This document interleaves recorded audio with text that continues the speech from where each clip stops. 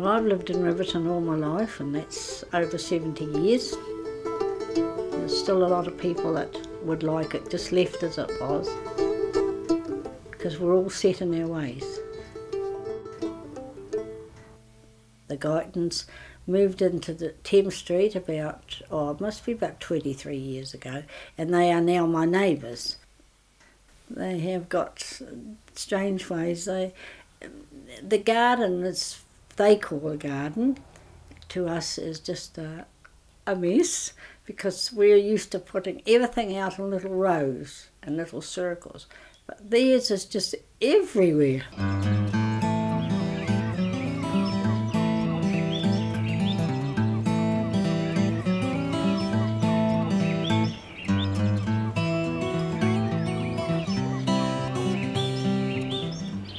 In Southland there's not many food forests. I think we're the only proper food forest in the South Island, and so it is different, and you have to have confidence in what you believe in and go for it anyway, regardless of what people think, to make a difference.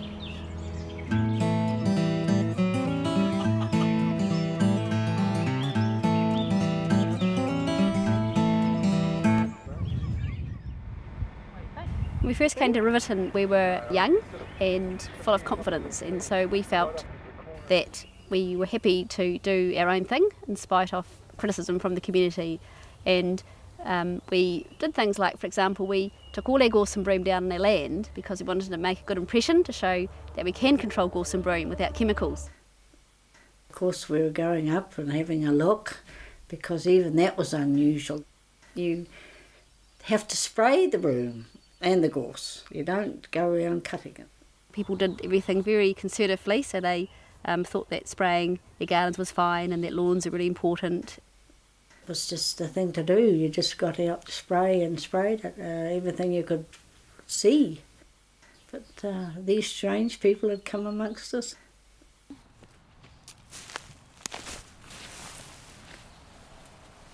Because we had said quite clearly, we're into organics, we're happy to do it without spraying, people put us in a category.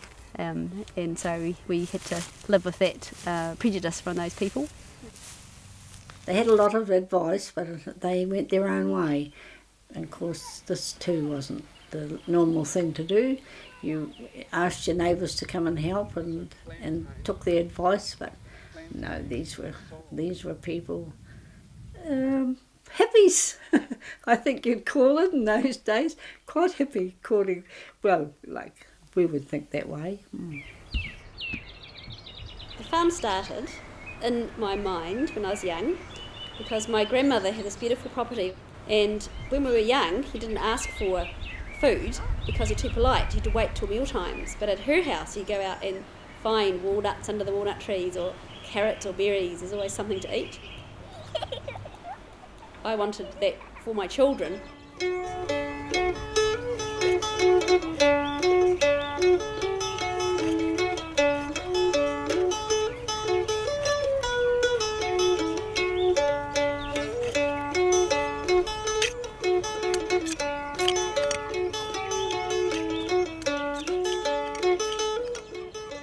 Permaculture is quite different from agriculture. We're looking at not just production in terms of inputs and outputs, which is the way that a lot of agriculture works. You know, fertilizers, input, and then what you get out, which is food or money. But the way that we look at it is increasing the abundance of life, increasing the amount of insects and bird life and things, as well as producing more food. Because we're building soil, what we're doing probably much more than sustainable, because we're increasing the potential for the life that can be here. So yeah, it's quite a different approach. Being non-greeny, it's hard to understand how that they can have such a variety of things. What we would call weeds are herbs to them. The best thing about controlling weeds is realising that they're not weeds at all. They're plants that you can use in some way, and if you have the diversity in the plants, then you have diversity in insects, and then your place becomes in balance. I went up there, I was standing there, and I thought, well, that's unheard of. It's quite hilarious, really. We couldn't understand it. We'd never had experienced anything like that. They were odd. 90% of the community didn't really understand what we're doing. So it was nice when we started an organic group because we met the people in the community who also thought like us.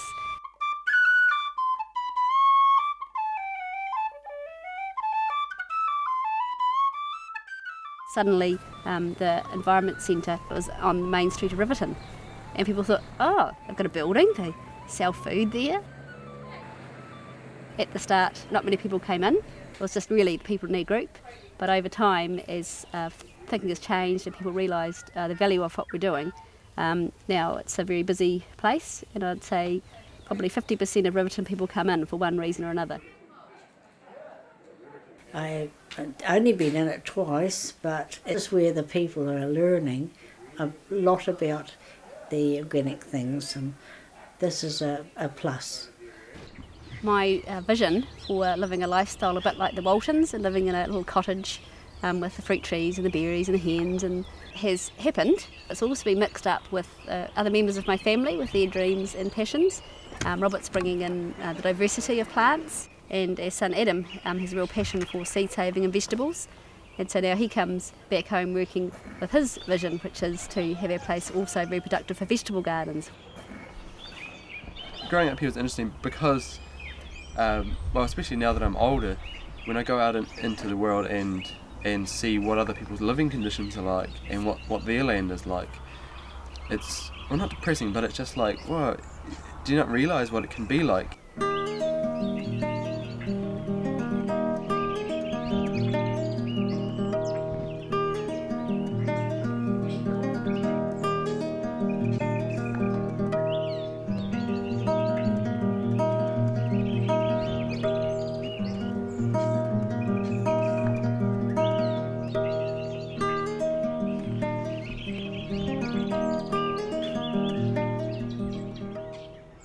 Now we're realising that it's an established food forest, and I hope people have thought, oh, it did work.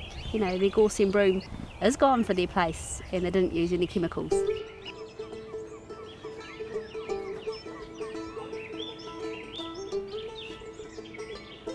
And it's our time to encourage the young families to grow their own food.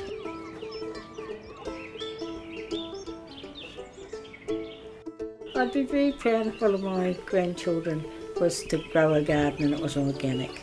I'd like a grandchild of mine to be without all the poisons, because there is quite a lot of chemicals now.